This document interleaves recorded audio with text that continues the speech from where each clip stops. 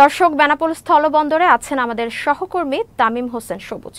ইলিশ রপ্তানির সর্বশেষ জেনে নিচ্ছি তার কাছ থেকে। সবুজ, ভারতে কি ইলিশের চালান গিয়েছে?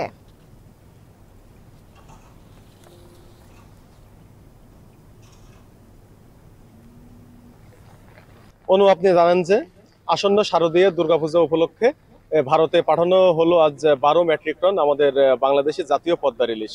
গতকাল বুধবার থেকেই কিন্তু এই ইলিশগুলো বেনাপোল স্থলবন্দরে প্রবেশ করেছিল। আইনি জটিলতার কারণেই কিন্তু এই ইলিশ গতকাল রপ্তানি করা সম্ভব হয়নি। আমার পিছনে যে গেটটি দেখছেন, এই গেট দিয়েই কিন্তু ভারতে সমস্ত মালামাল রপ্তানি হয়ে থাকে আমাদের বাংলাদেশ থেকে। আমরা স্থানীয় ব্যবসায়ীর সাথে কথা বলে জানতে পেরেছি যে এই ইলিশ পাঠানোর ক্ষেত্রে ভারতের সাথে বাংলাদেশের একটি সুসম্পর্ক তৈরি হবে ও ব্যবসায়িক ও অর্থনৈতিক একটি সম্পর্ক তৈরি হবে বলে এমনটি মনে করেন স্থানীয় ব্যবসায়ীরা। আমরা কাস্টমস ও এখানকার যে ফিশারিজ অফিসার আছে মাহবুবুর রহমান, তার সাথে কথা বলে জানতে পেরেছি যে 3000 টনের যে পারমিশনটা ছিল ভারতে ইলিশ রপ্তানির, সেটি কমিয়ে 2420 মেট্রিক টনে আনা হয়েছে এবং আজকে 12 মেট্রিক টন বেনাপোল স্থলবন্দর দিয়ে ভারতে প্রবেশ করানো হয়েছে।